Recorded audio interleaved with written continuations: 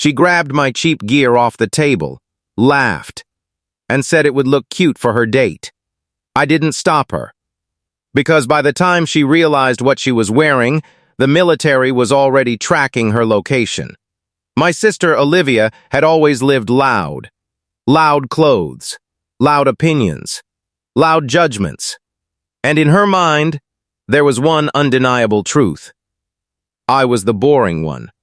The quiet sibling, the one who didn't show off, the one who never made it big.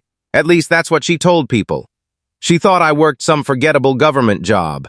She thought my apartment was temporary, my car was basic, my clothes were plain. And the gear? She laughed at that the most. That morning, I laid my equipment on the table. A black, weathered tactical bag. No logos, no shine, just functionality. Inside were pieces I rarely brought home. But that day was different. Routine inspection. I stepped away for less than 2 minutes. That's all it took.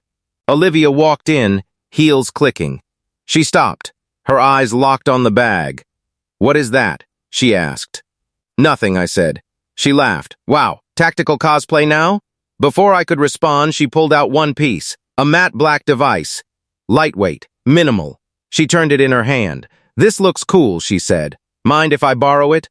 I froze. Every instinct told me to stop her. But years of silence kicked in. Years of knowing explanations never worked. So I asked one thing. "Where are you going?" She smiled. "Date. Downtown." Then she said the words that still echo in my head. "It's cheap anyway. People think silence is weakness. In my line of work, silence is protocol."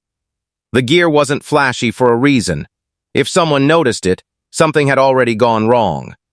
That cheap device? A classified multi-spectrum communication and tracking unit. Custom built. Field tested. Value, $2 million. Not because of materials, because of what it could do, and because of what it protected. The moment Olivia stepped outside, an alert triggered. Unauthorized movement detected.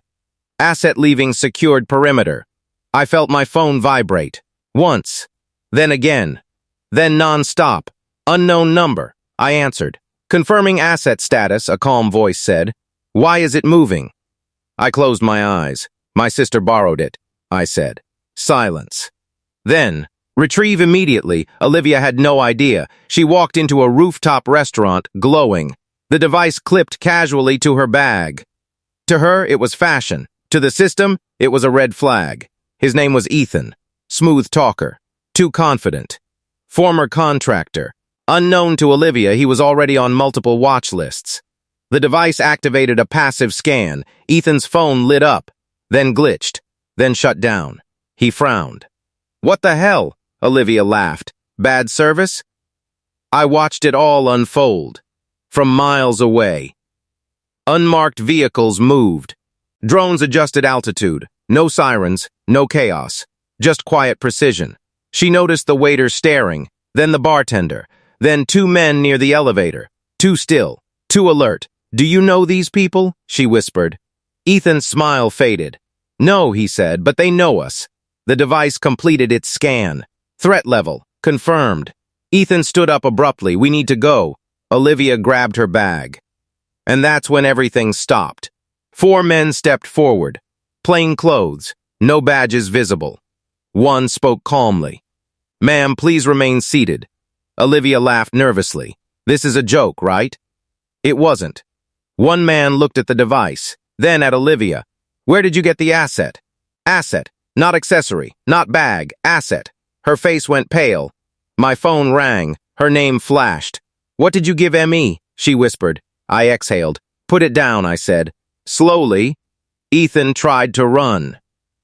He didn't make it 3 steps. Quiet. Efficient. No scene.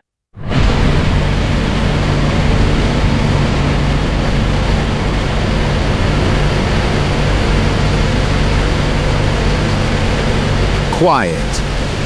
Efficient. No scene. Just gone. Olivia sat shaking. Hands cuffed, not arrested, protected. One of the men spoke gently. "You're not in trouble," he said. "But what you carried isn't cheap." She laughed hysterically. "Come on, it's plastic," he replied calmly. $2 million. Her laughter died instantly. She was escorted home. I was already there. She walked in slowly, looked at me like I was a stranger. She sat down, quiet for the first time in her life, then whispered, "What do you actually do?" I didn't answer immediately. I never do. Because bragging gets people killed. Because silence keeps people alive. Because the best protection is being underestimated. She looked down. "I thought you were nothing." I nodded. "That's why it worked." Ending line. She borrowed my cheap gear for a date. She returned it knowing one truth. Some things look ordinary. Until the world moves to protect them,